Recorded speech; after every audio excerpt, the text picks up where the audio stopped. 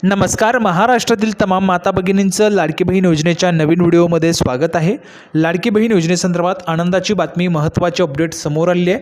लाडक्या बहिणींसाठी आनंदाची बातमी आहे, पैसे येण्यास सुरुवात झालेली आहे. पाहू शकता बघा, 3,000 रुपये या ठिकाणी जमा व्हायला सुरुवात झालेली आहे. हे 2 महिन्यांचे पैसे आहेत.